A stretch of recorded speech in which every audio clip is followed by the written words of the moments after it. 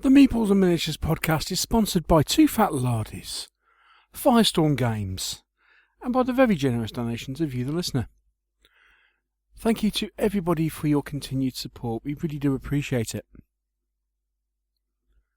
Meeples Miniatures, episode 268.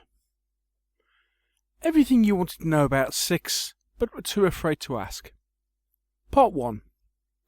With hosts Neil Shuck and Mike Hobbs, and guest Per Broden.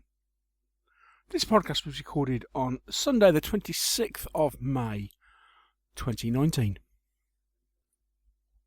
Greetings one and all, and welcome to another episode of the Meeples and Miniatures podcast. Before we go any further and get into the show proper, it's a slightly different podcast in the fact of I've had to split it into two parts.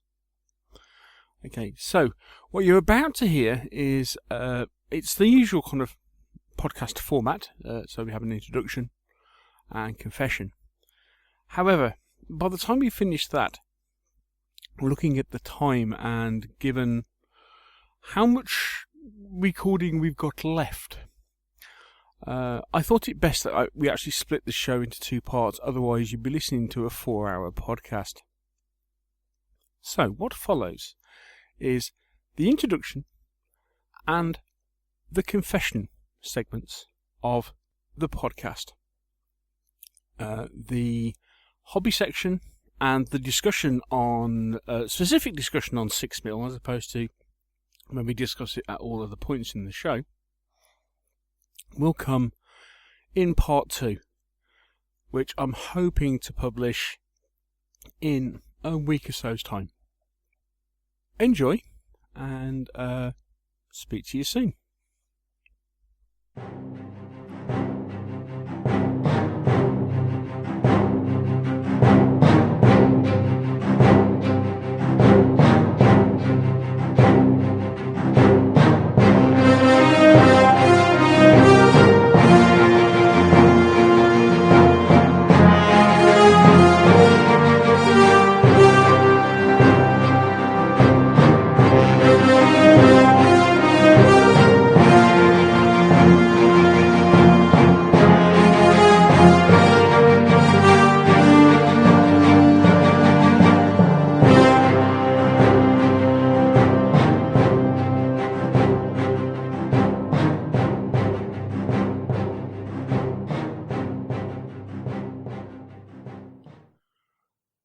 Hello and welcome to another episode of the Meeples and Miniatures podcast.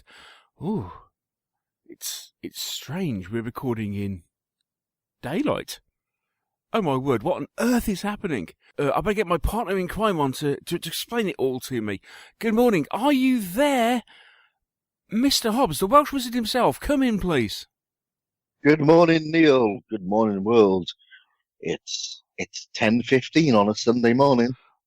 And we're kind of going, Stupid time of the morning on a bank holiday. It's raining here in Wales. The world is at peace. Oh, it's raining. Oh, yeah. Situation normal then. Let me just have a look out the window. I just took a wild guess. Excellent stuff. Yes, well, we're here. We're recording at an unusual time, simply because we desperately wanted to speak to our guest for the show, and our usual recording slot it just wouldn't hack it, so we've had to shift things around a little bit. But despite the fact that it is a Sunday morning, it is great to speak to our guest for the day. It is the ambassador of 6mm, Wargaming's answer to Benny Anderson. It is indeed Mr. Per Broden. Hello, Per. Good morning. Good morning. What a fantastic intro you gave me there. Yeah, Benny Anderson, he was always my favorite of the ABBA guys. So I guess he still is. He's still alive, so to speak, so I'll kind of keep that spirit going. However, I have to admit I'm not the biggest ABBA fan, having kind of been exploited by the, ABBA brand all these years and seen your mother dancing to all these songs. When I grew up, I'm perhaps not as keen to listen to it as the rest of the world. But I'm really happy for them. They made a lot of money on those recordings they did, and of course they invoke some kind of ancestral spirits in me. So yeah, I'm not saying it's crap, but perhaps not my favorite cup of tea, so to speak. Yeah. I dare say, being Yeah. being of Swedish origin, you're probably just completely sick of the of all the ABBA connections over the years. No, I'm not, because it's charming and it's one of the things that I've been living in the UK since 1996, and everyone can kind of connect with something with me. And yes, I wish occasionally there was something different than ABBA, but that will go. So I haven't felt much hostility, over here. So ABBA kind of brought us all together, I guess. So that's a good thing, yeah. But yeah, you're right. I mean, it would be nice if someone talked about some of the other bands, etc., like Amon Amarth, the fantastic death metal band or something like that. I very rarely get that after a meeting, So I come and says, "Oh, by the way, you're Swedish. Have you heard about Amon Amarth, the death metal band?" And very, very rarely. I think I got it once. So over 20 odd years. So there you go. But yeah. And also thanks for the 6mm ambassador thing. Yeah. Well, I guess I've done a little bit of 6mm over the years, although I tend to kind of do some different scales as well. But I kind of, for some reason, seem to have kind of slid into that kind of ditch, the 6mm ditch, and I really enjoy it, to be honest. So yeah, we'll talk more about that. Oh, certainly. Later on, I suppose. Just a tad. Yes, we might just kind of touch on the subject just a little bit. Okay, so anyway, sorry, Neil. Thanks for inviting me, though. I felt like honored, and so I hope I will try to do my best.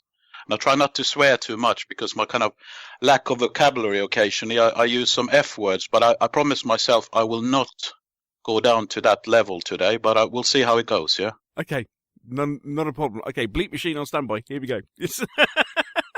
Yeah, we have a really good bleep machine, don't we, Neil? Yeah, maybe. Yeah. Okay, so, well, We've been wanting to get Per on the show for a while. Ever since we decided that we were going to do this third chair format, Per was right up there on our list of guests of guys that we wanted to talk to. And then I finally ambushed him at Salute and said, "So, we're really going to do this, aren't we?" And since he couldn't run away, here we are. Excellent stuff. Right, okay. So, Per, as a long-term listener to the show yourself, you know what's coming next. Yeah. So here we are. Per Broden, this is your wargaming life. Can you please tell us how on earth you got into this hobby? Hang on, Per, before you start, I'm going to give you a little challenge. Yeah. You have to sort of drop in as many Man of War lyrics as you can into your introduction. Can I make a serious confession about Man of War? I'm not actually into Man of War that much at all. It's not my favorite metal band at all, but it's just something me and Gareth kind of have been pestering, as many people as we can. We try to put in if there is a Man of War. So typically what happens is whatever Mike Hobbs is talking about on Twitter, I search that and see whether I find something Man of War-ish to do it, and I think Gareth's doing the same. Yeah, so I will not accept the challenge because I will fail it. Yeah. Hang on. So was that what was kind of partly inspired by Gareth's paint jobs on some of your latest figures?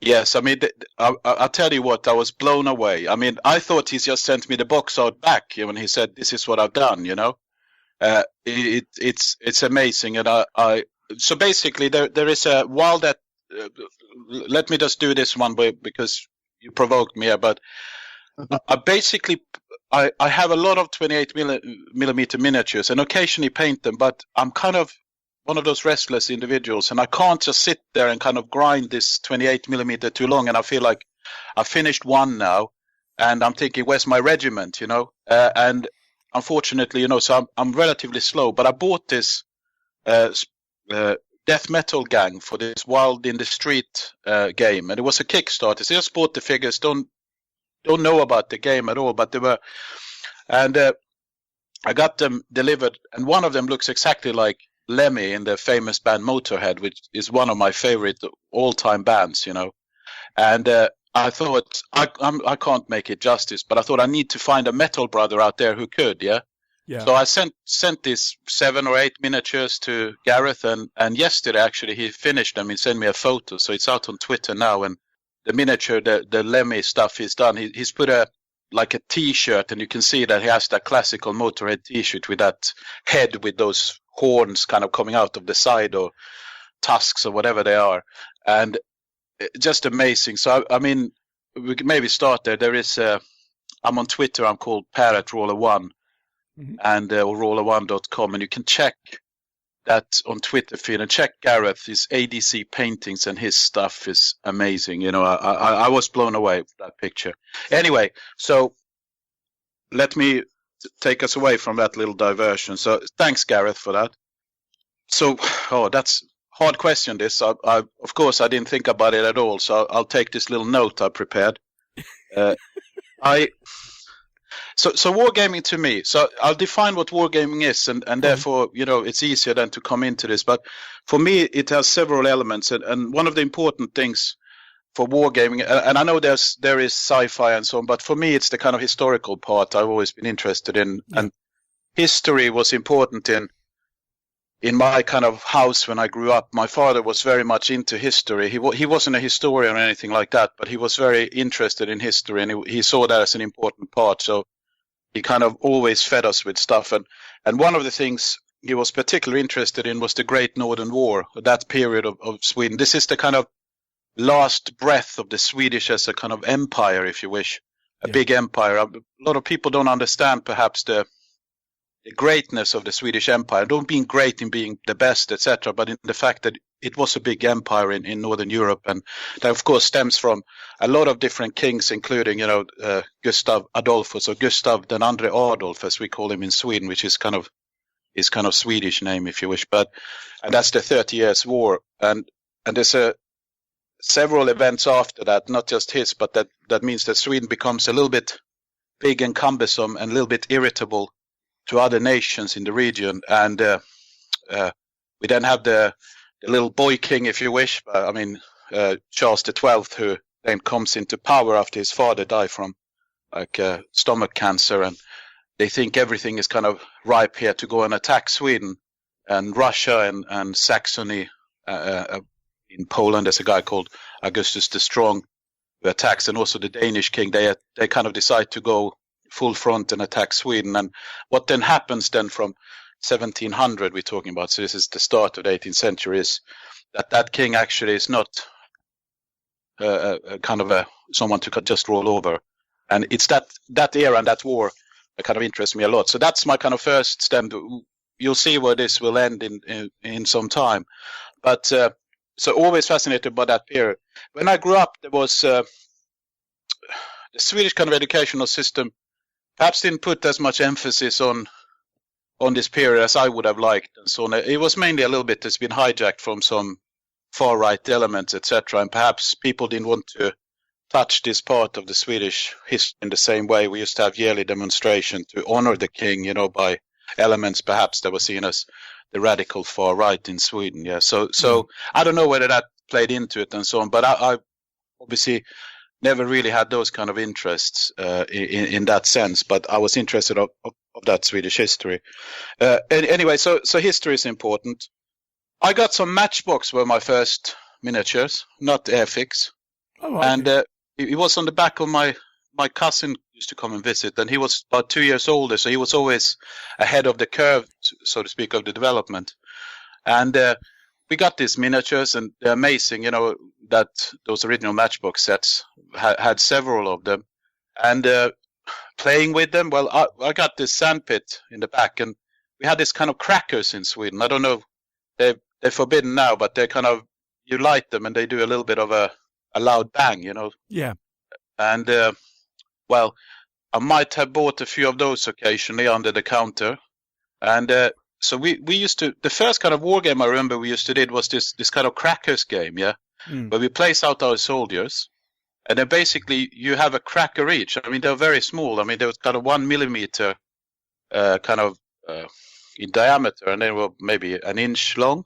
Yeah. And we used to place those, and obviously then you lit it, and if 4 guys falls down, then, you know, they are now yours, yeah, you know. And so it's kind of a little bit like aggressive game. I'm happy we don't do it nowadays. You know, it would be a little bit boring to kind of blow up your figures. Yeah, but that's what we kind of used to do, and we had a few situations. We could only kind of play this game really when we were kind of left alone. Dad didn't like the fact that we had this stuff when we were kind of young kids, so we had to kind of play a little bit in hiding, so to speak. But anyway, so moving on from that, we then moved to another town, and I had a very good friend, and he seemed to get everything that we didn't get, you know, the other friends. So he used to have this Britons, the you know, the guys on these metallic bases, the kind of plastic figures. Oh, yeah. Wow. Yeah. Okay. And he had like enough so we could set up big armies with those stuff. I mean, they came pre-painted and all that thing, and we used to play. I mean, he had American Civil War stuff and Knights and Saracens, 7th Cavalry, Indians. I think there was French Foreign Legion he had as well. And then they had a range which I actually checked it up the other day. There was something called Space. There was called Star Guards. They were also done by Britain, like a science fiction line. Yeah. Yeah. And dreadful vehicles. You know, there was some kind of system where you can build them together. And if you ever want to have fun on Google, just search for Star Guards Britain and look at the space vehicles. It absolutely, you know, so bad design. It looks horrible, you know, but, you know, and you could, but anyway, we used to play with those, and he also had a grandfather who used to paint him a Great Northern War and Prince August stuff. You know, those things you can do your own kind of miniatures. Yourself. Yeah. Yeah, and so that kind of started a little bit, and his grandfather used to paint those. And it was quite fascinated me that thing. And this is up to age of about 12, you know. Yeah. And anyway, then something happened, and that was that my older cousin came. He was like 14, and he had played something called role playing, and I had some money I got, and he kind of cajoled me into go down to the shop and buy this thing called Mutant, and it was a RPG. It's a Swedish, or Mutant as we said in Sweden. It's Swedish RPG. It was issued 1984. It came out, which is kind of, to me, become that kind of key year of some reason. It seems a lot of stuff that I draw back to is back to that kind of 1984 when I was 12, you know, so it's quite fascinating how kind of primally I haven't developed much since, but about what I thought was cool when I was 12, I still think is cool, yeah, so it's, that says a little bit. And anyway, so we played that introductory scenario of this Mutant, and I really got me and some of my friends really hooked. So my older cousin would play it. I mean, he kind of hardly knew the rules, and I think he kind of fooled me a little bit that he was interested in see how it worked.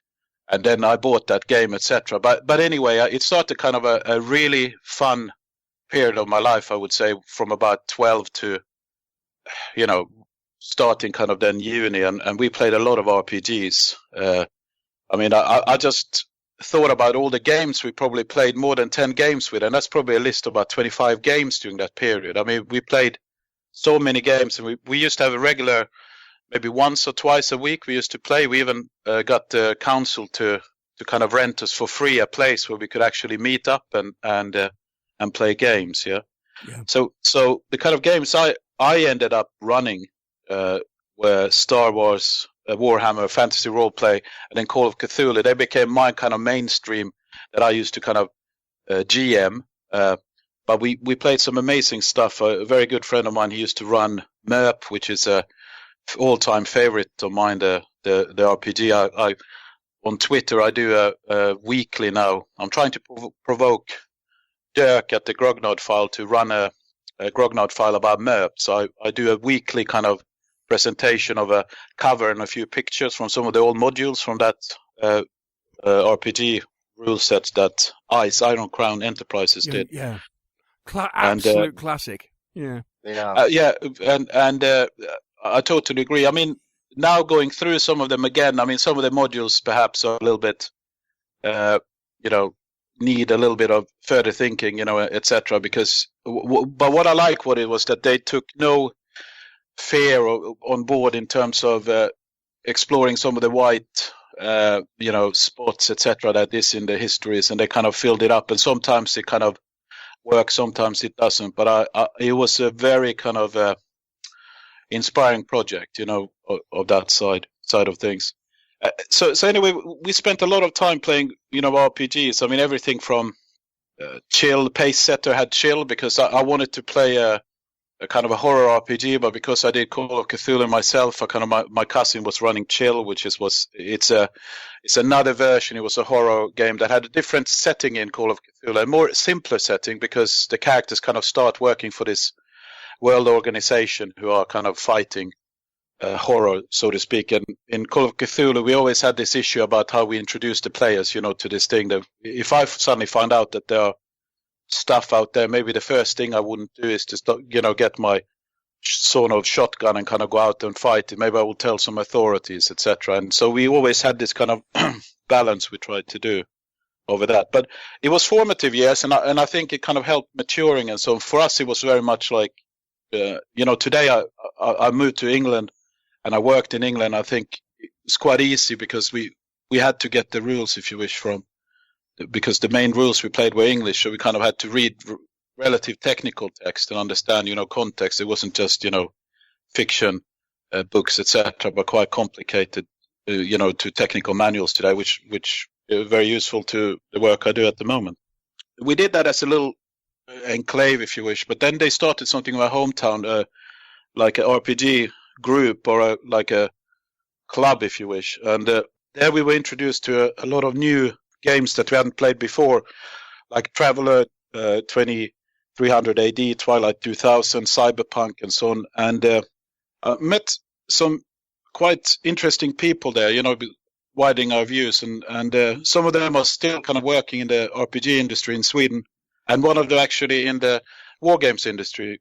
So there's one chap called Dan Alstrand, and he is does a lot of editing of a lot of Swedish role-playing products, like it came with the Flood and Trudvarg, which you have. I think you, Mike, have bought this Trudvarg. This I have. Yeah. And I haven't played it yet, but I do want to. No, so if you look in the kind of credits, you'll see a guy called Dan Alstrand, and he used to be the chairman of that RPG club I started with.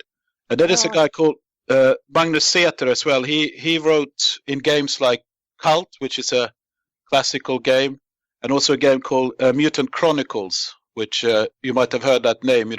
There's a board game and miniatures game. So he was involved in the early days of that. And the third person from there is a chap called Michael Leck.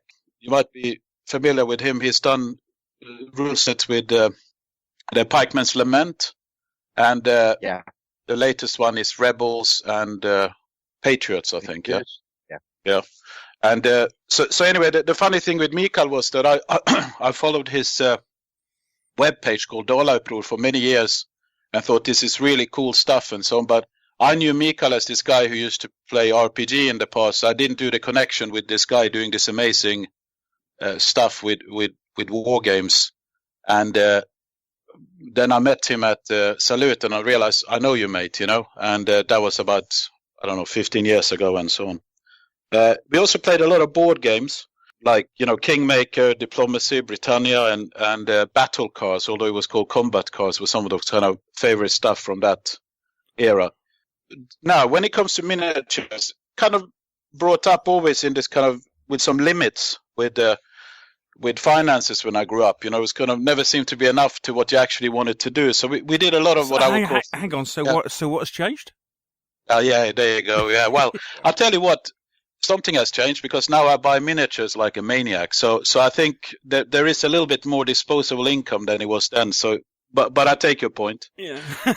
Yeah. We then, at the end of the era, so to speak, when we played, because the people that get in and out of this group, we ended up to playing with these other chaps, and we came down and they had a room dedicated in the cellar. It's something called a gillestuga in Sweden. A lot of people have like a cellar floor where you have a kind of a spare room that is normally used for your guests. And what then happens is when your children get teenagers and too noisy, you're sent down to that room, yeah? It's usually quite a good kind of lounge-sized room and so on. And we started playing with them, and they had all these miniatures, yeah? So they used to play Advanced Dungeons and Dragons, and they had a miniature for everything, beholders and knights and dragons and all kind of things. And I found that kind of fascinating. To some degree first, when we used to play, we used to kind of have it in our minds, or maybe a notepad and so on. But it kind of added a little bit of atmosphere to it, especially in this case, because they were quite well painted and it was quite well out, kind of, the board we played and so on. So then started thinking maybe we should use some miniatures to these games. Well, I was really at the end of this kind of era when we did. So the first kind of proper miniatures I bought to play with, as opposed to as a consequence of those first kind of, there were more toys, was Grenadier had a range of kind of horror stuff. In 1983, it's a Code 212, and there were deep ones that have club, trident, sword ones. And I thought they were amazing then. I mean, I had a look back now, and they're still being sold as Creatures from the Deep, they're called. I'm not sure whether there is some kind of copyright reason, by a company called Mirlion Games. Oh, yeah. Yeah. But you still, have you used them, guys? I haven't, no. I haven't, but I'm aware of them, yeah. They seem to have picked up a lot of kind of older ranges, that were, if you try to look at it. One of the most interesting thing was that when we were about 15, we actually went to London for a school trip, and we went to Virgin Games then, and Games Workshop as well. It's in these days when you actually could find role-playing games, in central London, apart from Orcs Nest, which still exists, yeah. But I remember it was an amazing trip. We went and we bought all this interesting stuff during that era, and for us it was a big thing because we had only few RPG shops in Sweden that sold the kind of international stuff, and mainly domestic things. Anyway, then the long dark starts, if you wish, and that is uni, and I played in a band. I played in a metal band, and then we had national service, etc., and we kind of never came really back to it. I don't know whether we kind of pretended that it was too childish to play with this kind of stuff, or whether other interest was more kind of at the forefront at the time, but it kind of never took off again. I remember we tried a few times, but it kind of never took off. Then adding to it was this thing that I kind of ended up not living in Sweden, which were kind of a series of events where I went as an exchange student first to Australia, and then whilst I were in Australia, more as a test, I realized that actually it's not that difficult to study in a foreign language. So I went and did a master up in Manchester. And when I was in Manchester, I decided, well, I'll work a little bit and then I go back to Sweden. The advice we got then was to get some kind of foreign experience, and then you get a better job in Sweden. And of course, whilst I was doing that, I met the most amazing woman I ever seen to that date. And she hasn't been surpassed by anyone so far. Not that I'm looking anymore. And I ended up staying here in the UK, and 3 kids and a mortgage and a cat later, I'm still here, So, but during the time, as happened, so you kind of start setting up this family and so on. I played a few computer games that really interested me, especially one which is that Total War game, the one about big battles, etc. Rome Total War, I think, was one of the first. Yeah. Have you played this game? Not played it. I have, yeah. Oh no, I'm not a huge computer gamer, so I mean, again, aware of it, never played it. Yeah. So I started playing that, and then as happens sometimes in computer games, is you end up kind of playing too long. I find it's these big sessions, and suddenly you have work the following day, and it's like 3 o'clock at night, and you think I need to go up at 7 o'clock. And I'm talking now about my kind of mid-20s, and I kind of decided to stop doing it, and I felt to some degree that you don't leave any mark, in the world, only on that kind of artificial world to some degree. Still, understand computer game and all the respect for it. My son loves it, and etc. and so on. But I just felt like I had to get out of it. So when the Lord of the Rings first movie came out, well, not the first one, but in this kind of recent sequence, the Peter Jackson one, and they released the Games Workshop released those miniatures, I really thought it was interesting, and I bought a few of those, and I thought I'd get some paints, and I played around with that for a while. I quite enjoyed that, and that kind of got me going again. And then I picked up a few kind of more classical stuff, and I just sat there and painted for my own kind of interest. I then got a rule set called Arc of Fire, Oh yeah. It's a World War II rule set. Yeah. And I bought these skirmish campaign books, the Norway and the Finnish one. Oh, those are brilliant, aren't they? There are some really good books in that series. Yeah, absolutely. So I kind of decided first that I paint everything I need to play the Norway campaign book, yeah.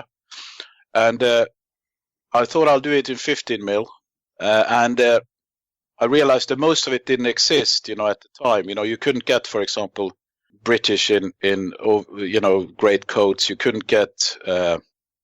You need French Foreign Legion, for example, dressed in something different than shorts, etc.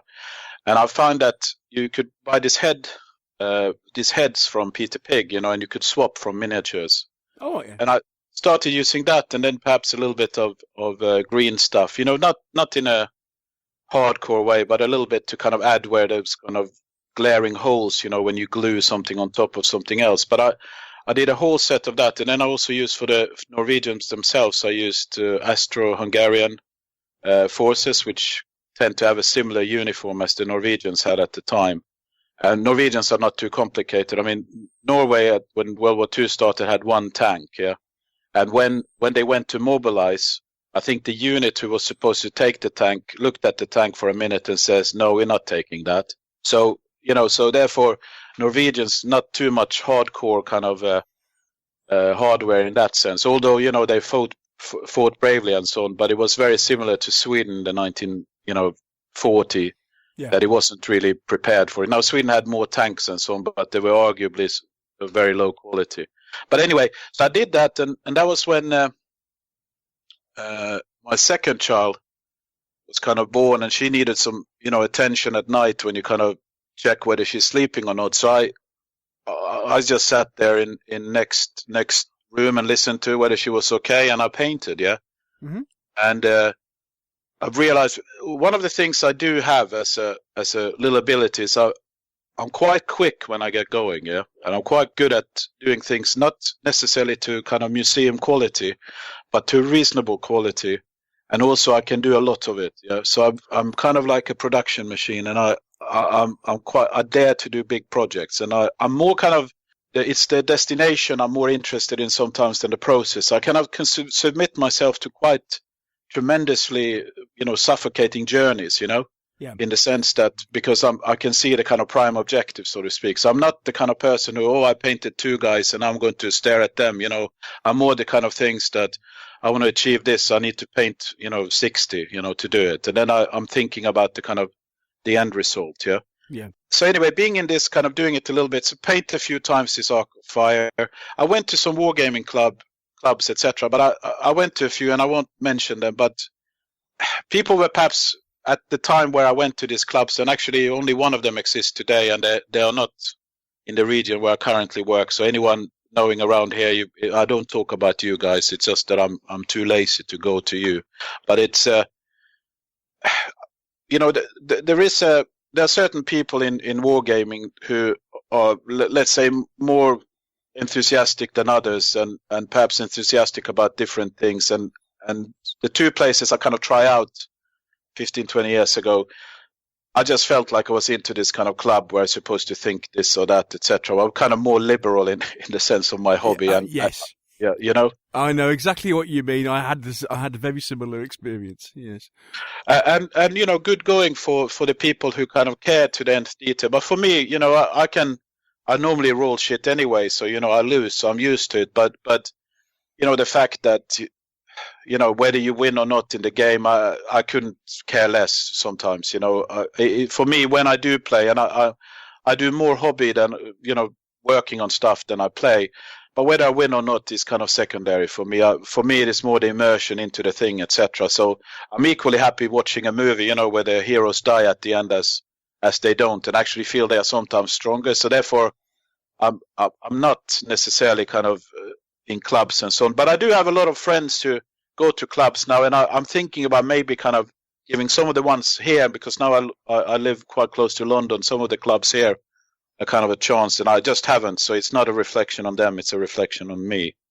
Then anyway, as I said before, so the more you live abroad, you kind of become more patriotic about your country. And I don't mean in that sense that it's über alles or anything like that. So please forgive me. But what I mean is that you start getting that kind of link. You start losing the daily link first, where you suddenly you come home to Sweden, and you sit and have a discussion with relatives, and they talk about the foreign minister, and you've realized that, oh gosh, I don't know who that is now, because you've been away for 20 years and so on. And you start to kind of reconnect to the old thing. And for me, it's been through history again. Yeah. Yeah. And I have a quite extensive collection, I would say, of Great Northern War books.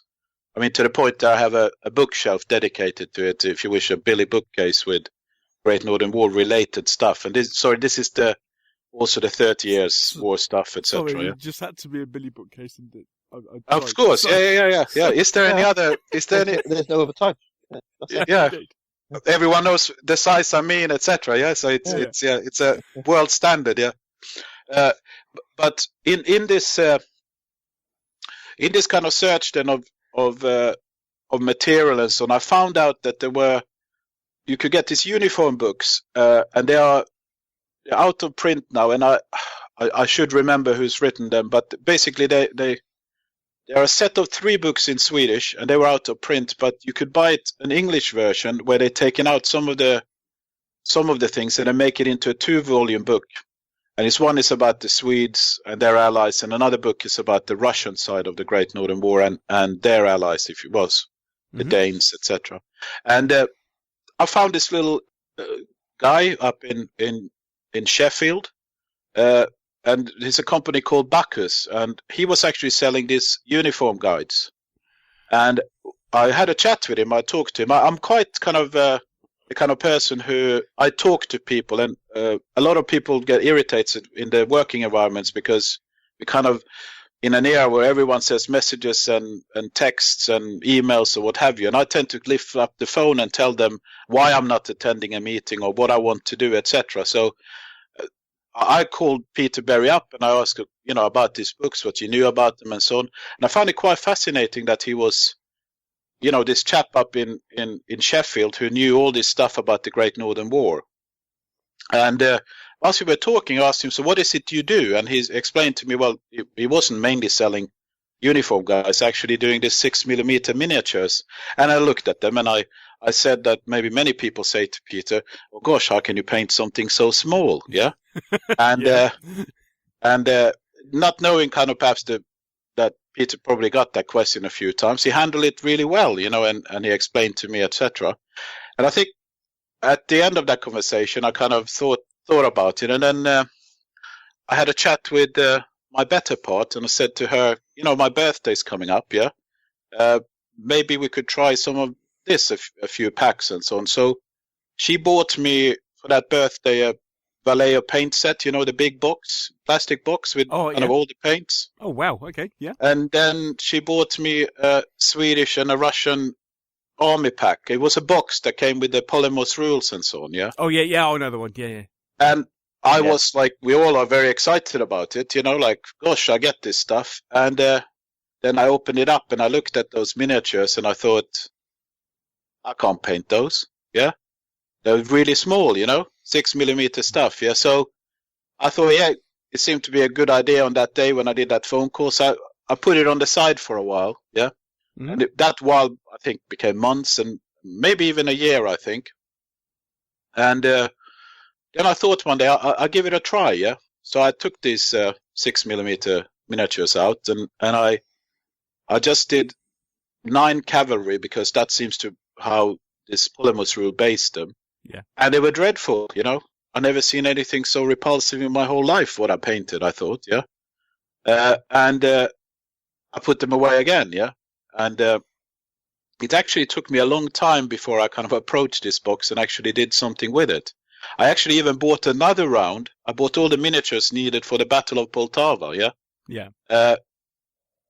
At a point where I thought I can never paint them, yeah. So I don't know what kind of compulsion I had. I guess that's the kind of first sign of being a wargamer. But I basically had enough miniatures to do the battle that I'm actually presenting this year at Joy of Six. And this is, I don't know, maybe 12, 13 years ago, yeah? Yeah. But anyway, I don't know what came over me. So joke aside, if you actually go on Google, which I did, you can find a lot of information, and maybe come to that to the later part about, and I'll talk about it, but how you actually can paint miniatures. And it is just a kind of an attitude about it, and I kind of seem to have found that, and I went to Joy of Six in 2011. I think it was the second Joy of Six ever, and I've been to all of them since, but second Joy of Six. And when I went there, I was blown away about what people have done with this 6mm kind of scale, the battles. And this is now back to what I used to play, this Total War game, Yeah. You actually see the battle in front of you. And that kind of, so on that day, I told Peter that next year I'm going to put up a table here. And by this time I had painted 9 cavalry that I thought looked rubbish. Right. Okay. And there was a book about a battle of Fraustadt. There was a battle that was in 1706. And I thought it could be reasonably do on a 4x8 table and to do all the forces. So anyway, I now had a deadline, which was more work-based, and I basically set up a plan how to do it. And a year later, I presented this Fraustadt battle, and it was so well received. It was a winter battle, and I remember that one. Yeah. So therefore, I've been doing a table since every year, Great Northern War, with the exception that year when you helped me, Neil, when we did Saga in 6mm, which you might ask me about later. But I've been at Joy of Six. I've been putting at least one table for since 2012. And it's been brilliant. But one of the other challenges I had was I was sitting there and so focused into painting. And I still do the same, yeah? Yeah. So I then thought, okay, I'm putting a table out and I have all the components. I'm now kind of like a few months away and I'm thinking, I better read the rules then, yeah? And I'm starting reading the Polymus rules. And the Polymus rules, which for Great Northern War, they are not really a beer and pretzels rule set. And it takes a little bit of understanding, so to speak. So again, back to this fact that I'm not scared of lifting up the phone and call people. I mean, I do that, 9 to 5. Why can't I do it 5 to 12? Yes, I saw that this guy called Nick Dorrell has written the rules. Yeah, so I gave him a ring and I said to him, look, I have a problem, mate. I said, I have a 4x8 table I'm putting at Joy of Six using your rules. I don't know your rules. Yeah. You want to come and help me? So Nick kind of said, yeah, okay. So I thought that was brilliant. So I suddenly had a guy who done the rules. So I actually never really read the rules for that first session. Yeah. I just did the miniatures and kind of Nick came then. And me and Nick then have been a little bit as a tag team on Joy of Six. So he still is the guy who reads the rules for this. Now I know them by default. But he kind of tends to run the games while I kind of set it up. Because now it takes a few hours to do it. And then he kind of runs it, yeah. Yeah. And but over the years, I mean, this has grown, and as you know, we have I have a lot of projects at the going, and I kind of write down a few I had, just for fun last night. But in 6mm, I have Great Northern War, which I probably have, I think, substantial collection. I even have some of them in winter kind of basing, 4 armies of that. 7 Years' War I have as well. I have some colonial stuff. That is my Dark Ages 6mm. Yeah. We refer to as our old colonies we Norse people, so I have some. Yeah. So that's my colonial stuff. I then also have some British colonial stuff, like Sudan campaign. And then I have some Franco-Prussian I actually found the other day. I have quite a lot of that. I had some period of painting that as well, and quite a lot of ancients. But then I do have a lot of World War II in 15mm still. Although that initial batch I talked about, the Norway stuff I painted, I actually sold it on eBay for shit all money. Sorry for using that. But I don't know what came over me, and it's one of my biggest wargaming regret ever is that I actually sold off all those miniatures that I kind of been sitting there next to my sleeping baby, painting for all those months while just checking that she was okay. And so I just kind of, that's my biggest regret. But if that's my only regret, then it's not so bad. We also have this Aztec miniatures in 15 millimeters, which is kind of a project I would like to end one day, but it doesn't seem to be, or ever going to be. And then I actually do some 28 millimeter, and I have this game I talked about in the beginning, this Mutant in 1984, his first RPG. I've kind of started to recreate some of those adventures in 28 millimeter, because to find kind of the specific stuff that you need for do kind of post-apocalyptic kind of where you have different, humanoid kind of, but they are mutants, mutated birds or cats or lions and so on. It's very difficult to find that in any other scale than 28 millimeter. So I'll kind of use that as a basis for it. So again, I don't mind what scale it is. I think scales are tools you use to certain purposes. And sometimes, a hammer is good. Sometimes, a sandpaper is good. And just find when you use those tools, So I'm not particularly kind of 6 millimeter only person. It's just a tool that I've used most of. Yeah. Yeah. How's that? Is that all right? Is that a good summary, do you think? Per, thank you for that brief introduction. Yeah, thank you. That was cool. So now we know a little bit more about Per and his hobby journey. So what we'll do, we'll take a quick break, and when we come back, it's confessional time again, and we will. Oh dear. Yes, we will look at everything we've been buying since we last spoke. The Meeples Miniatures podcast is very proud to be sponsored by Two Fat Lardies, purveyors of award-winning wargames rules. Now, the Lardies, not content with having one of the finest wargames podcasts in the shape of the Lardy Oddcast, they have now launched Lard TV on YouTube, a program that gives you regular insights into all aspects of the Lardy hobby. Recent episodes includes a playthrough of a Swamp Fox supplement for sharp practice with Rich and Nick, as well as Rich taking you through a terrain build from his recent Chain of Command Far East project. Many more things are planned for this channel, and it can be found on YouTube at the Two Fat Lardies channel. Alternatively, search for Lard TV.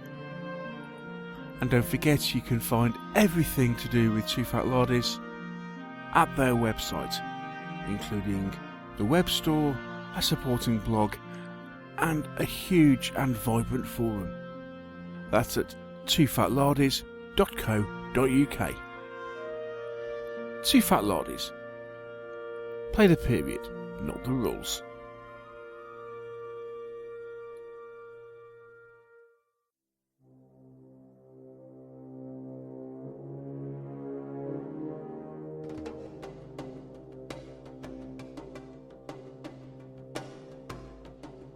The Meeples and Miniatures podcast is very proud to be sponsored by Firestorm Games, one of the largest hobby retailers in the country, with branches located at Victoria Road, Swindon, Tesco's in Newport, and the South Wales Gaming Centre, Trade Street, Cardiff. All the store locations offer areas for playing of board and card games. In addition, the Cardiff Centre offers the Battlefields, which not only provides over 60 tables for the playing of miniature games, but can also provide terrain for a number of different sci-fi, fantasy and historical settings. And don't forget, listeners to the Meeples and Miniatures podcast can attain an added discount at the Firestorm store and web store by using the discount code Mayday Meeple. That's Mayday Meeple, all lowercase. Check them out at www.firestormgames.co.uk.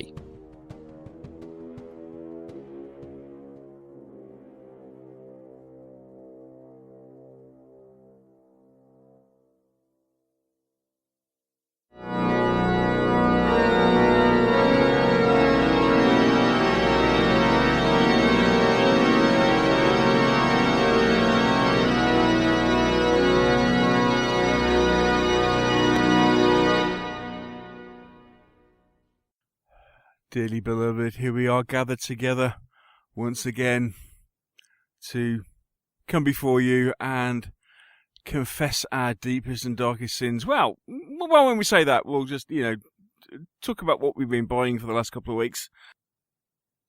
Mr. Hobbs, is it your turn to go first this time? Monsignor Shuck, yes. I guess it is, isn't it? Go on then. Okay, so, well, let's start at the beginning with the time-honoured Firestorm Games Bring and Buy sale. Oh yes, that was happening the weekend after we recorded with Ralph, wasn't it? It was like, Yes. and you kind of all know at that point. Yep. Yeah. So let's see what happened. Well, oddly, I didn't buy any miniatures at the Bring and Buy sale, which is a first for me. I bought a few other things up. Well, I walked in, saw a few people, had a few natters, and chatted away. And there was myself and an old mate called Dave, and we were wandering around. And we found this little stall who had some RPG books on there, lots of them. And I spied 4 books from the 4th edition of Stormbringer Ooh. RPG. Right. Okay.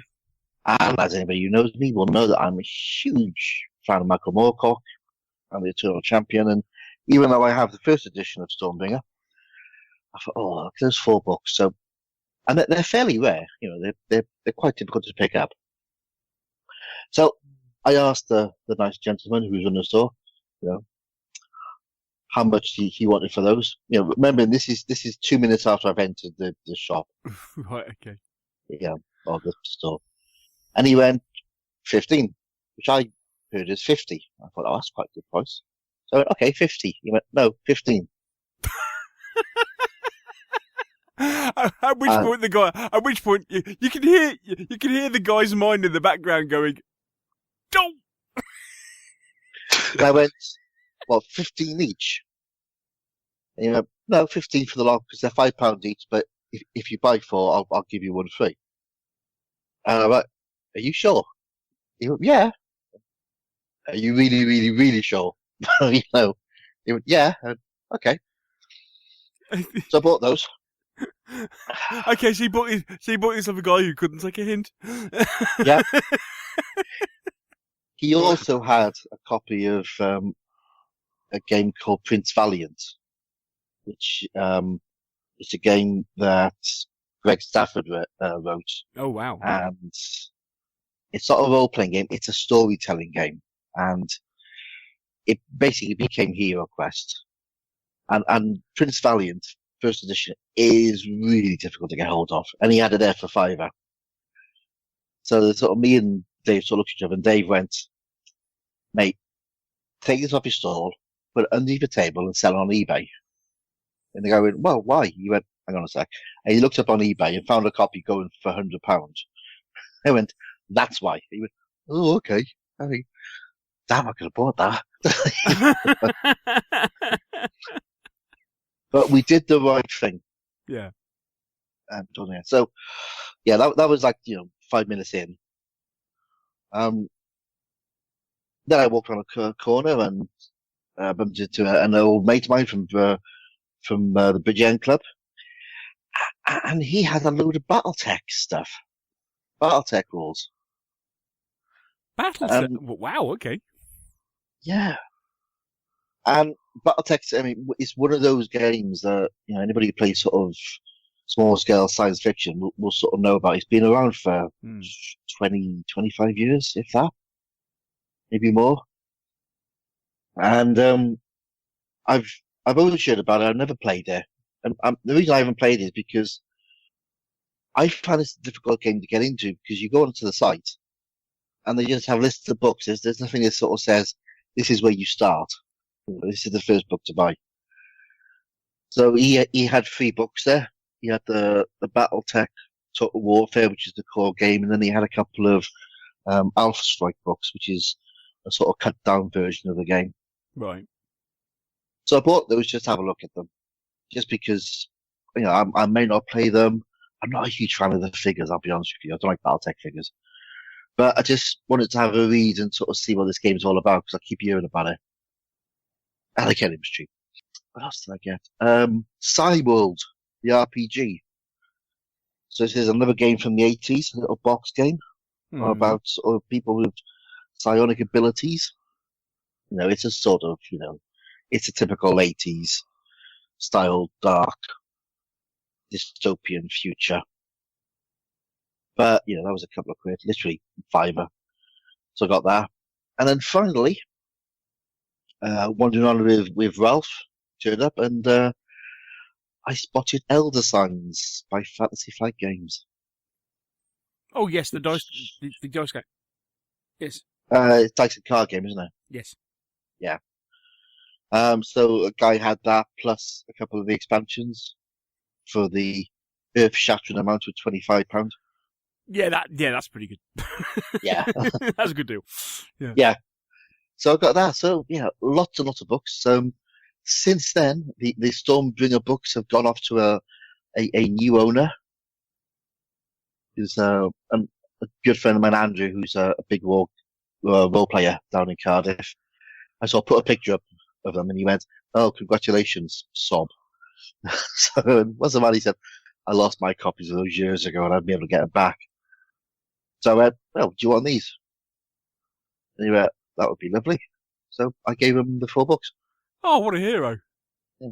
Well, the way I looked at it is, I would have just read through them quickly, shoved them onto my shelf, and they would have sat there. Yeah. Forever and a day. Whereas Andrew, who's a huge role player, would take those books, play a game, and invite me to play. So, win-win, really. Win-win. So I thought, well, yeah, and it's got to a good home of somebody who's going to use them, which I think is all you want for. You know, it's nice to collect role-playing books and games and stuff, but it's also nice to actually play them. So, yeah. Right. So that was the Bing and Buy sale. Right. Okay. That was 2 weeks ago, wasn't it? It was. Yeah. Yeah. Since then, I haven't bought much. Oh, cool. Okay. I did get some ships for Market Larden for our game at Market Larden, which unfortunately I can no longer attend. Oh, that's a good thing, isn't it? Yeah. Thanks to work, but I bought some ships for it, which I need to get painted up to give to Jet to take. I did pick the Journeys in Middle Earth mat up from Firestone. That is a thing of beauty, is it not? It is, isn't it? It is. Yeah. And I can't get over just how just that kind of like that silky finish they got. It's yeah. It's very nice. For anybody who plays any card games, just get that mat. It's lovely. Mm. And I've had a little flight of fancy. Yeah. And because we've been playing a little bit of Hoplomachia, which I'll come on to later. Yeah. So I picked up a 2 mil hoplite army from the regular games. Brilliant. I thought, well, you know, Pear's coming on. I need to go. I need to go 4 mil lower than Pear does. So How can you paint something as small as that, Mike? that's easy, mate. You just you just sort of make it look like what it might be. Yeah, I'm joking. Yeah, yeah. These are hoplites. They're going to be bronzy. Oh, so basically, it's a slightly taller lump of metal than your usual Napoleonics. No, it's about the same scale. Because you know, they got the spears over the shoulders. Oh, I was going to say, considering, yeah. Oh, okay, yeah. Let's step away from that one, shall we? Yeah. That's all the purchase I've made. Cool. I've had a couple of Kickstarters turn up, which is always fun. Over the Hills second edition has turned up. Thank you, Aid. Cool. Yeah, that looks lovely. I'm going to try and get that onto the table soon because I do like Over the Hills. And it is definitely my go-to 15 mil Napoleonic size game. You know, that's the one. And Seventh Continent. What goes up must come down. Oh, the expansions. Cool. Yes, that's all right. I busily resorting that out yesterday. Yeah. So that's it. That's my purchases. Not bad for me. If you take away the bring and buy. Yeah, not bad at all. And strangely enough, almost not a miniature amongst them. Well, apart from the 2mm Yeah, Army. apart from the 2mm Hoplite Army, which is all. I mean, again, I'll step away from that one. It comes in a very small bag. I mean, let's be honest. It's this army will fit in the palm of your hand. Yes, as the 2mm player would say, looking at a 6mm player, that was just like a bunch of guys taking their flag for a walk. They did, yeah. Indeed, yes. Not proper army at all. Not proper army at all. Okay, let's go back. Right, so, Per, okay, confession time, mate. What have you been up to recently? Anything? Okay, so what? Yeah, absolutely. What are the rules then? Is it last 2 weeks we're talking? Yeah? Well, because you were a guest, you can go back a bit longer. Let's just say, recently. Yeah, let's just do 2 weeks. Let's consider time then, shall we? Okay. It's that bad, is it? Okay, fair enough. No, it's not. I have my binge periods, and I think this has been one. Oh, okay. Anyway, so one of the games from those early era, if you wish, is a board game called Britannia. Yeah. And it basically kind of is a history lesson with a little bit of friction to it, so it might not always end up the way it did, but it basically finishes at 1066, and it starts earlier, and it looks at how different people, if you wish, were on the British Isles, and we used to play that when I was younger, and I think there's been a few an updated version. Fantasy Flight has done an updated version a few years back, but as you occasionally do, I was browsing around on eBay, and I found that someone was putting it out in quite a tatty box, you know. And I like tatty boxes because it seems to kind of mean that usually prices end up lower. So this is a game that goes for about 60, 70 quid normally. Yeah. And really, it's not, in terms of finish and so on, there's nothing kind of spectacular with it in terms of the counters, etc. and so on. But anyway, this was a starting price of £1. And it's basically just stopped at £1. I won it for £1, and the postage was £5 or whatever. So I bought that because I want my son is kind of interested in this part of history, and I just wanted him to get a chance to play this game, and also for me to kind of revive some of that nostalgia I have myself. Then, as we said in the intro, I got this because I sorted that out. Although I talked to Gareth for some time, that Gareth painted those metal minis for me, so I see that as a purchase, if you wish, this period. And they are just amazing stuff. I've already talked about that. I also got some M42 tanks, or Stridsvagn 42, which was a Swedish, kind of ultimate tank of World War II era. And I ordered these from Shapeways. So these are 15 millimeters tank for like 20 to 25 quid a pop. And I've been building a little bit of a collection recently because one of the projects I'm working is this potential invasion 1943 of Sweden, which is a kind of a what if, but why not is my kind of answer to it. But it's basically would be an invasion force that would travel through the county where I was born, and I thought, well, would it be any better place to kind of do a little bit of what if or imaginary World War II?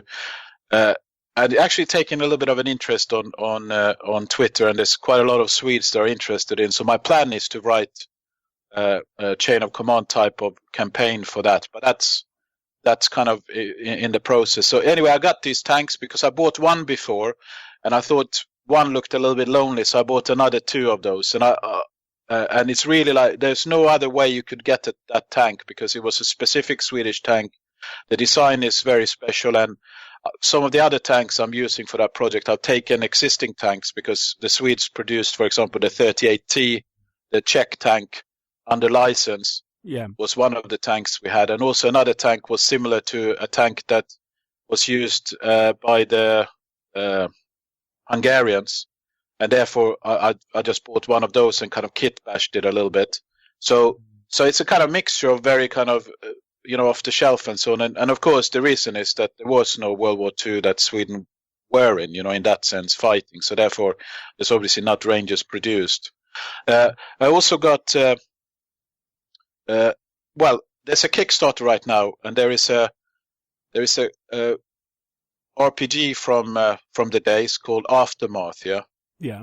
And he has a classic cover where there's a lady and then looks quite cool with a pistol, and then there is this bloke who has like a helmet and an old style sword, and he has I think it's an M16 with a bayonet on. It's one of those classical from an old RPG, and there is a sculptor right now. You can find it on Kickstarter. It's like Aftermath, and basically ask for a tenner and you get these 2 nice miniatures sent home to you. Just one of those Kickstarter that is totally different than some of these other ones I bought, where I end up with this kind of half a Billy bookcase full of things, Yeah. These are 2 miniatures, you can store them away, it's a tenner, etc. And it's really a homage to that part of that. And I've always kind of support that. I also got an order from Fenris Games, and I bought his Dark Young of Shub-Niggurath, this walking kind of tree monster. Oh, yeah. Yeah, and that is, again, it's not going to be a Cthulhu monster in my kind of interpretation of it. It will be something called a murder tree, yeah? Yeah. And a murder tree is part of this RPG stuff I'm trying to recreate. So it's I don't know how tall it is. Maybe it's 6 inches tall in total when it stands up. It's basically this walking set of tentacles.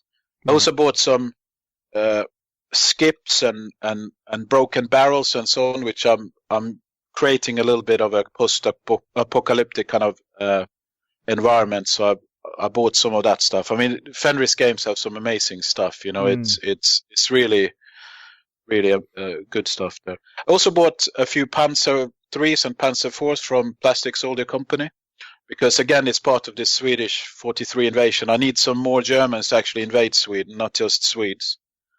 I also got some 6mm houses from Total Battle. Total Battle does a very nice range of 6mm terrain, houses, etc. Yeah. And it's nice. You kind of it's normally for the kind of orders I do, you pay no postage. So and it's really nice people. I've met them a few times at Joy of Six as well. I also bought a paint, this contrast paint that Games Workshops are doing. Yeah. And apparently there's a paint called Hex Wraith something, Flame or whatever. And that's pretty similar apparently to what the contrast paint would be, I've heard somewhere. So I thought I'd buy a pot of that and try, but I guess I won't try until the contrast paints are out anyway. So it's kind of stupid experiment really, because I probably won't have time to use it, but I just wanted to try that out.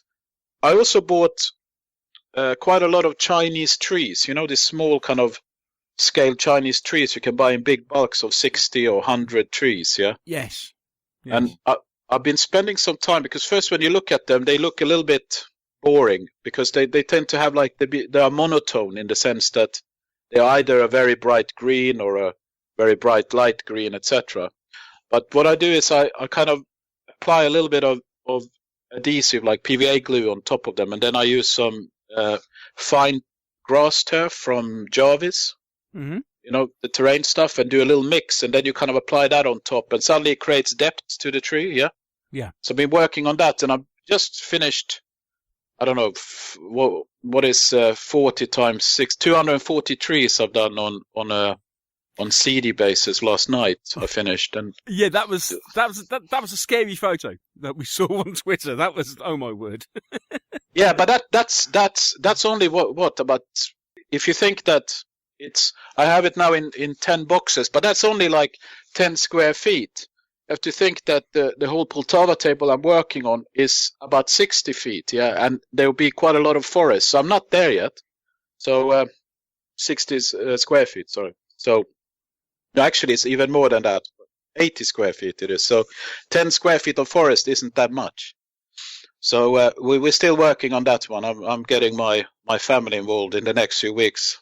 I tell you. So Okay, there here we we go. are. Here we are. We're gaming on a whole new scale here. I thought Yeah. the whole point of gaming with small scale figures was to reduce sizes. But No, it is. But we'll come back to that, shall we?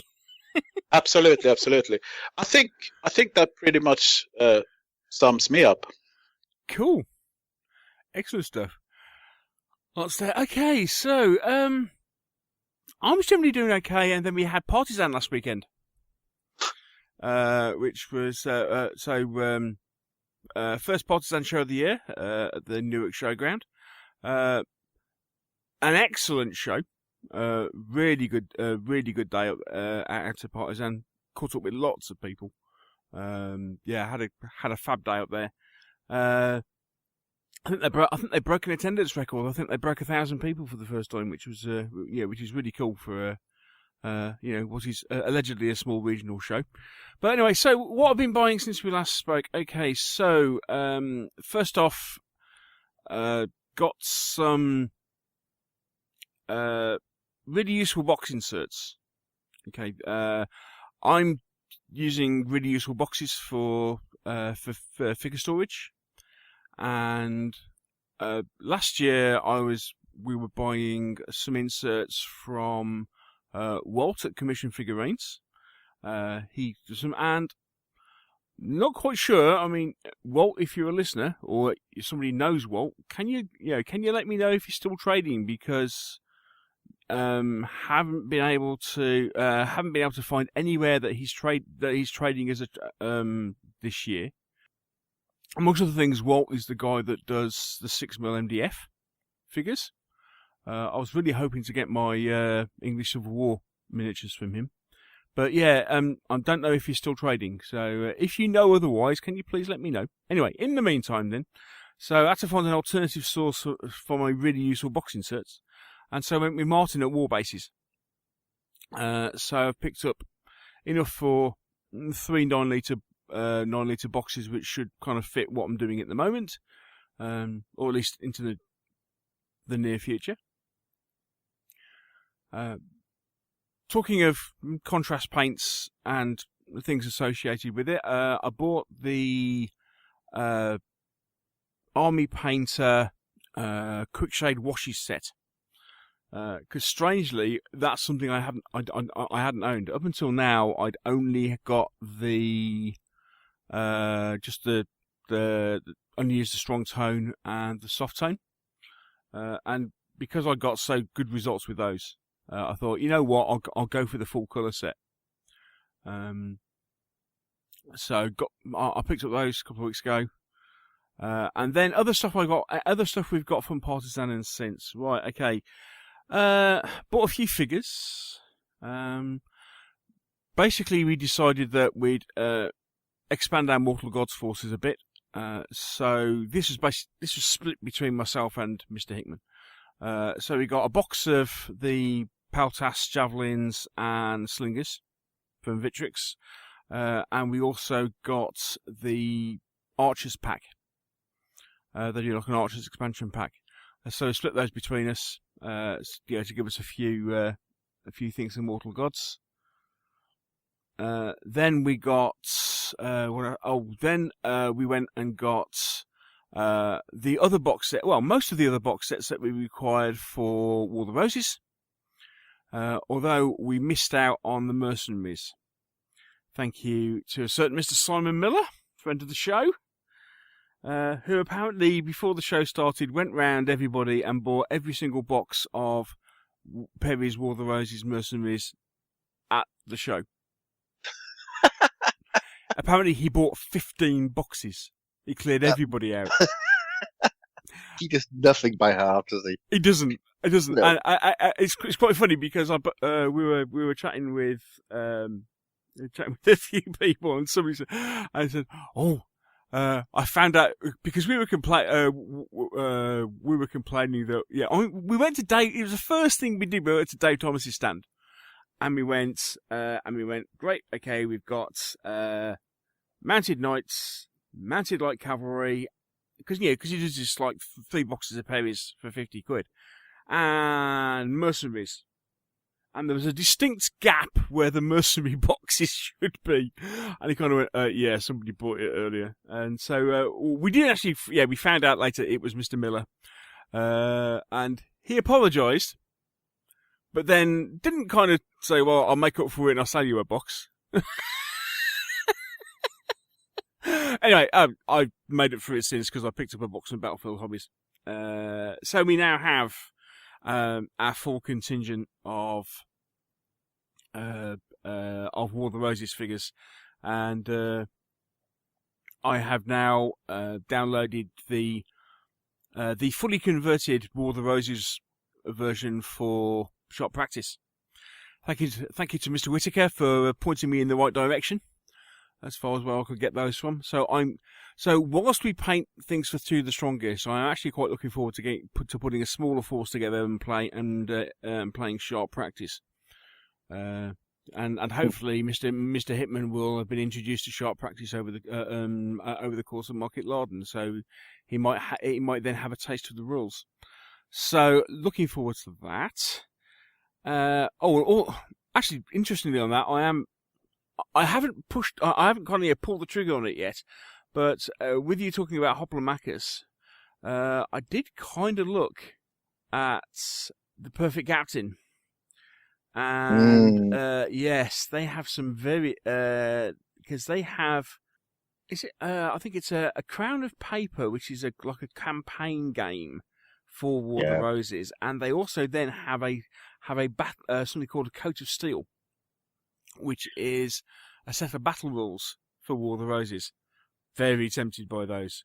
I think we need to have a little discussion on Perfect Captain, and maybe in hobby chat. Indeed, yes. Okay, we'll come back to those. But yes, I am.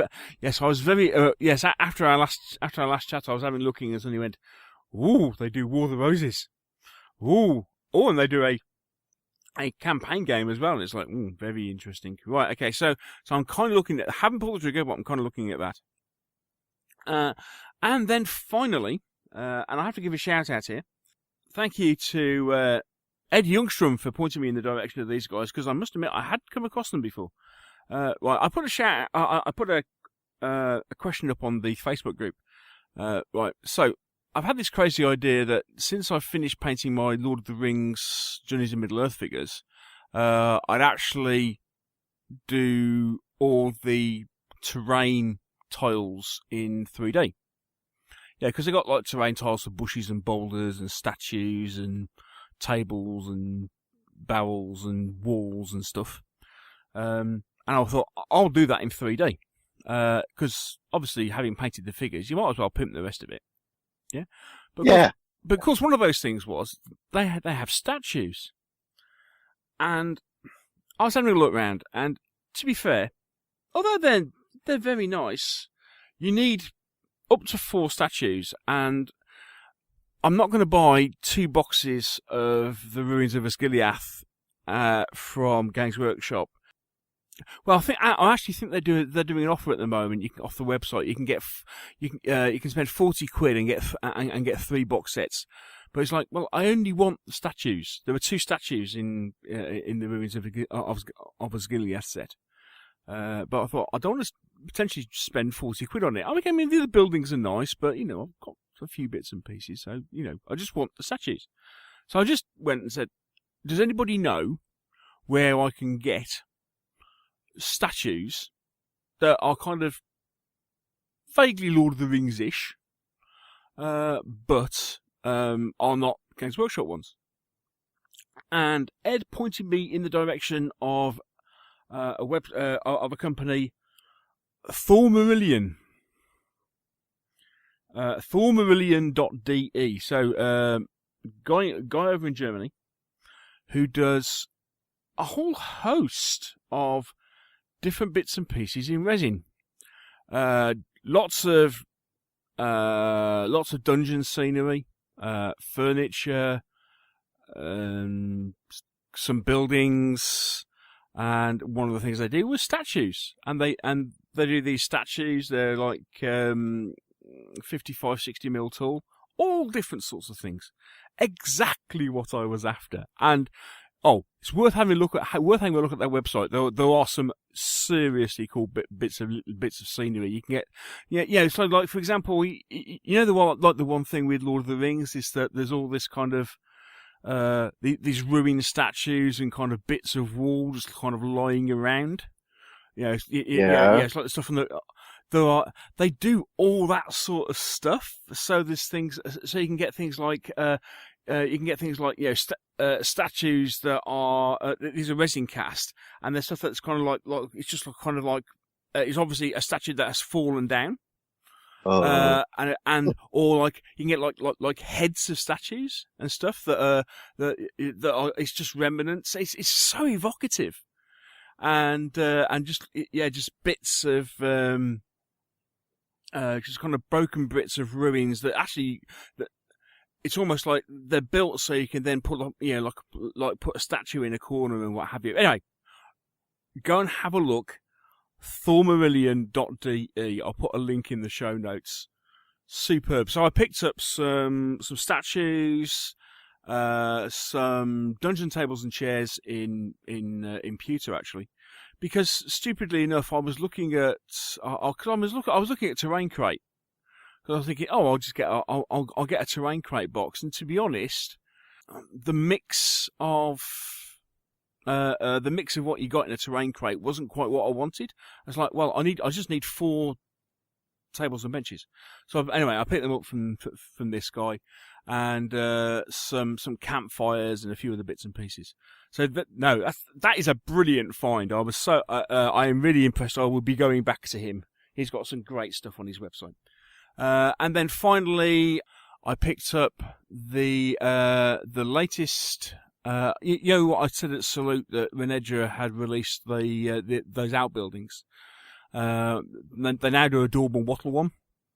So I picked up a couple of those, along with several sets of their barrels, again for Lord of the Rings.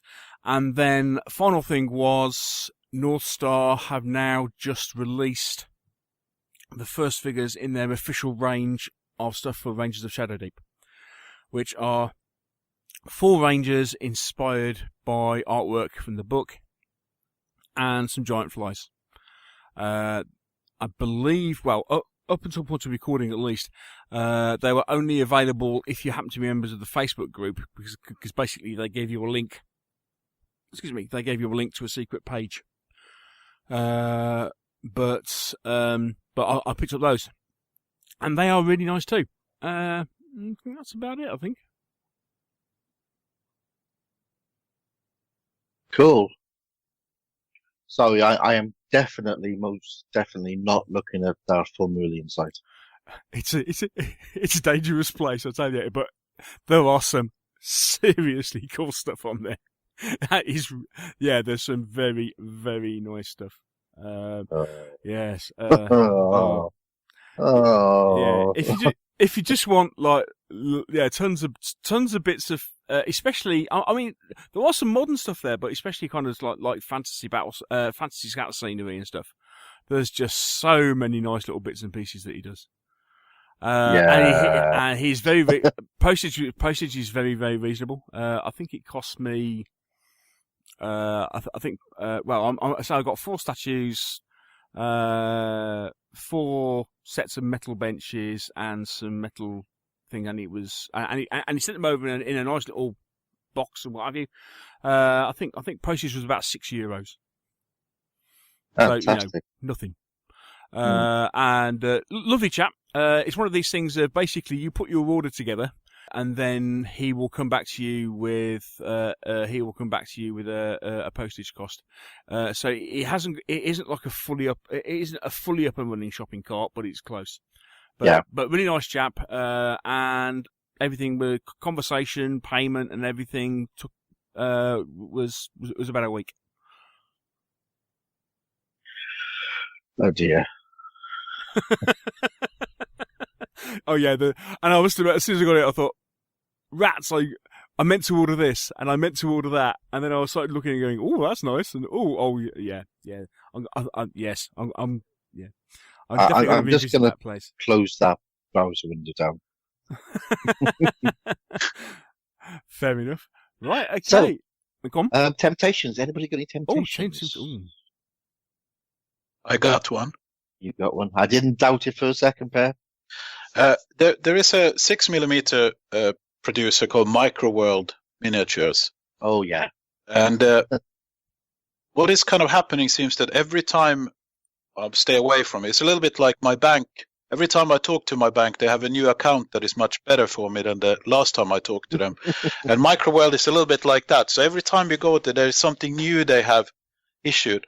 But one of the things they started now, which I didn't know, they do what they call skirmish packs in 6mm. And we'll talk about that later, but doing skirmish in 6mm. So it basically means that for about $15, they sell a collection from a range. So, for example, they have something called a Wildland Alliance, I think, which contains a lot of different things like rhino, spearmen, and things like that. And they're a little bit like somewhere between, the kind of characters you would expect from the Walt Disney Robin Hood movie, yeah? Yeah. In 6mm, yeah? And basically they sell like a selection of a few of those miniatures. You might get 10 spearmen, etc., and so on. And they look very tempting to buy a few packs of those in the different scales. Normally they have big army packs, etc., but just because their miniatures are exceptional, their fantasy range, and that's a big temptation I have at the moment, to buy a few of those packs and then take the hit from customs. There you go. Yeah, I don't know if you remember, we did an interview with, I can't remember the guy's name now. Terrible. But he did a set of rules called Lords and Lands. Yes. Which was in conjunction with that rule set. With those miniatures. Yes. But yeah, their fantasy range in 6mm is fantastic. Yeah, it is, and they are. I've used some of them when I did a fantasy project in 6mm, and they have some small goblins which are, 3mm tall, and just the effect you can do with those is amazing. Actually, it's really cool. Yeah, Craig Armstrong. That's it. That's it. Sorry, Craig, I forgot your name. Yeah, they're fantastic. Sort of miniatures, especially the big dinosaur. They got big armored dinosaur, haven't they? Yeah. They also do some zombies as well in 6mm, etc. Which I did a 6mm Gaslands a few year or so back, and one of the scenarios is kind of driving over zombies and so on, and I bought some zombies for that effect. Microworlds. Quite cool. Sure. That's good. How about you, Neil? Anything that's jumping out saying buy me?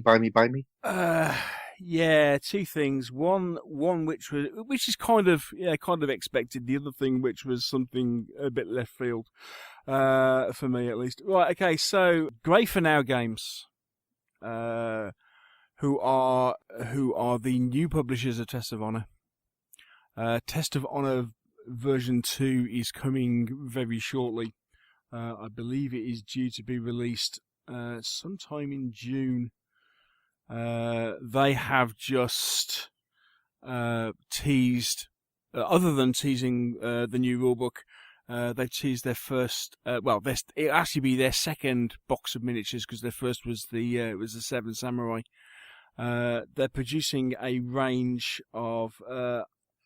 I'm just trying to think what it's actually called. It's something like Strange Allies or something like that. Basically, it comes with a scenario pack, and it's essentially like a tea room is attacked by a bunch of bandits, and these happen to be the customers in the tea room, and they all gang together to fight. But Test of Honor is changing slightly in the fact that I think it's going back to its roots. To be a lot more, do not think about samurai and ashigaru. We're going back to lots of unarmored samurai and that type of warband. So we're looking a lot more like Seven Samurai, Yojimbo, that sort of style of game. And so basically, you've got this box set coming out, which also happens to include, also means that all these separate characters you can include in your warbands just as individuals. Looks to be a really nice set, but all that, yeah. So Test of Honor 2nd edition coming out in June. Yeah, I'm all over that. And the other one, thanks to, you know how you're watching videos and YouTube recommends that you look at something else. Because I was looking at a couple of videos about quick shade using the quick shade paints. I got switched over to Luke's APS. I don't know if you've ever seen any of his videos. Guy really worth looking, but he happened to be talking about his favourite scenery range, which I suppose I might have been in the back of my mind, but I'm now looking at these and kind of going, oh dear. Tabletop World. Have you ever seen Tabletop Worlds? Something I have. Okay, just go on to tabletop-world.com. Oh dear. Oh my word. These are nice. Oh dear, yeah, okay. Oh dear. And actually, although look at all that clutter, yeah. Yeah, although some of them are quite expensive.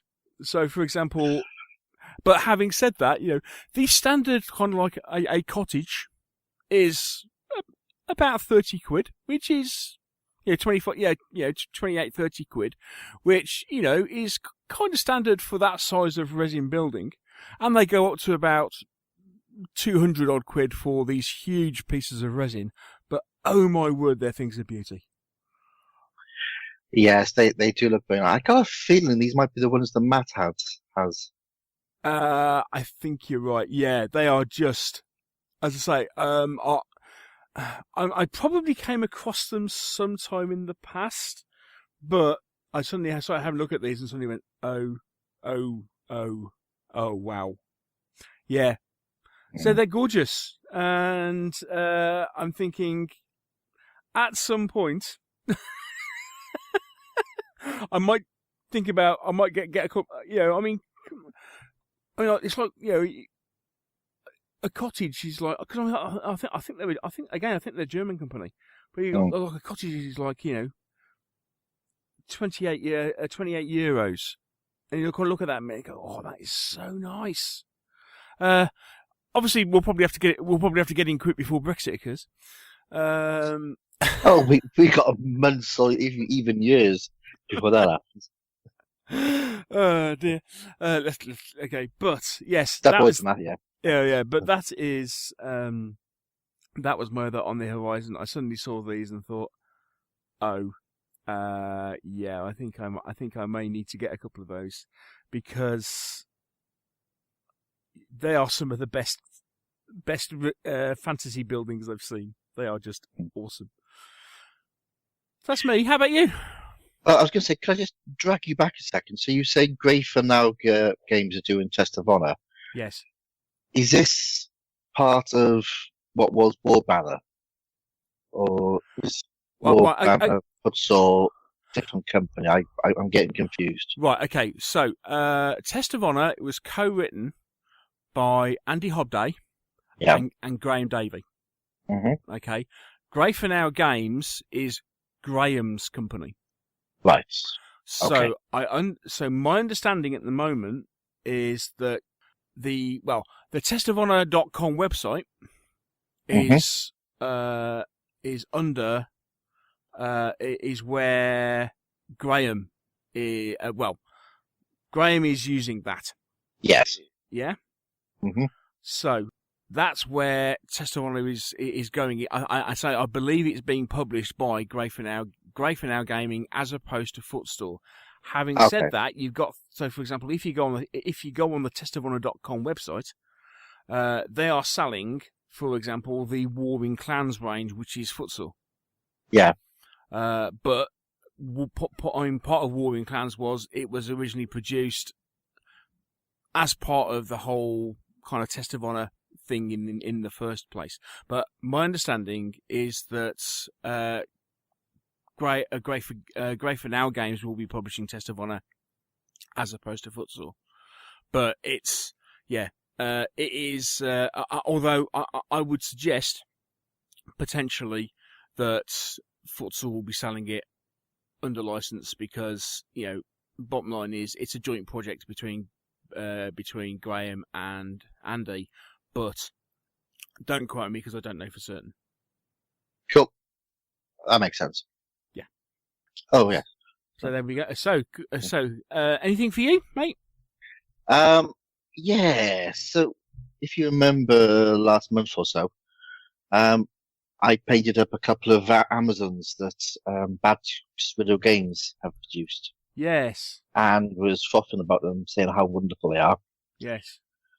So Annie's doing a Kickstarter for Amazons and something else, which and I think it's dwarves she's doing. Yes. Oh, yes. Oh, sorry. Yeah. Sorry. Yes. Yes. Yeah. That's the other thing. Yeah. Yes. It's Amazons and dwarves. Amazons and dwarves. So you're after the Amazons. I'm after the dwarves. Okay. Yeah. Yeah. Exactly. So yeah, definitely after those when they come out. So hi Annie.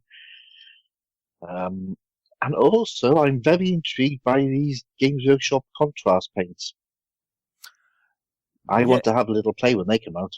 Yes. Yes. I would say that again. Yes, that's contrast paints. Contrast paints are not what I was calling them from apparently most of the Patreon podcast that I was talking about them. I think I was calling them something else, and I can't remember exactly what it was.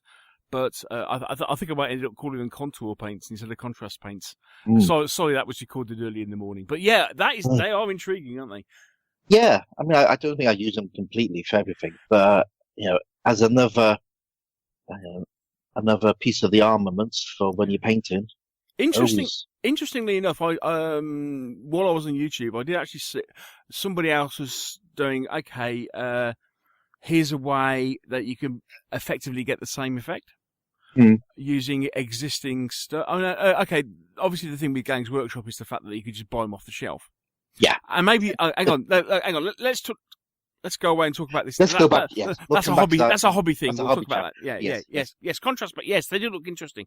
So that's me. What about you, Per? Anything on your horizon? Well, yeah, exactly. It was those microworld stuff. But I'll tell you what. I'll tell you what, though. Yeah, there are just a little shout out for something because I'm interested in this Great Northern War, and everyone says it's difficult to find English kind of language literature about it, but there is this series that is produced called Century of the Soldier, and it's produced by Hellion and Company, yeah? Oh, yeah. And they now, so if you're interested in Great Northern War, because someone might be interested if in it, check out Hellion books. They have now what I would call an excellent range of covering, the aspects to get, started in that period. And we had 5 years ago, there was very little. And now there's been a kind of explosion. I would say it's probably double the amount of English kind of based books, if not more. So it's worth checking that out. And, but I'm not tempted because I bought everything they have. So I'm tempted for more. Yeah. Yeah. Of course. Yeah. Excellent stuff. Right. Okay. Well, that's all our confessions. So we'll get out here and then we'll take another break. When we come back, it's time to talk about what we've been up to in the hobby. And so rather than go into the next section of the podcast, we will simply leave it there.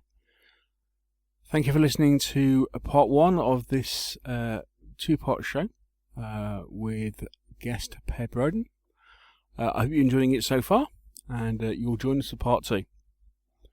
As I said at the start of the show, I'm hoping to publish that sometime in the next week or so, although that is kind of dependent on the UK Games Expo, which is happening over the next 3 days, and also how my painting goes for Market Larden, which is at the end of next week as I record this, which I've actually got a couple of units of miniatures to paint because, plans change. So, all being well, you'll get part two in a week. If it doesn't quite go to plan, you'll get it a few days later than that. But thank you for listening to part one, and I look forward to speaking to you with part 2 in the very near future.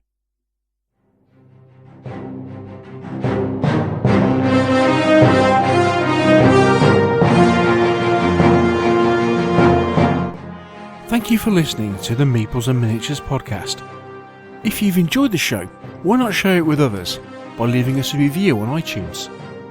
And if you have any comments or questions, you can always email the show. The address is info@meeplesandminiatures.co.uk. And you can also visit our webpage, where you'll find a complete episode archive, all the View from the Veranda podcasts, rules reviews, and our blog of hobby items and news, which is updated several times a week. This is also where you'll find the links to our presence on social media, and here you can follow us on Twitter or join our Facebook group. And finally, here you can also find details should you wish to support us by making a donation to the podcast. All this on the Meeples and Miniatures website, www.meeplesandminiatures.co.uk. The Meeples and Miniatures podcast is licensed under a Creative Commons Attribution, Non-Commercial, No Derivatives 3.0 Unported license. Thanks again for listening, and we'll see you in a couple of weeks.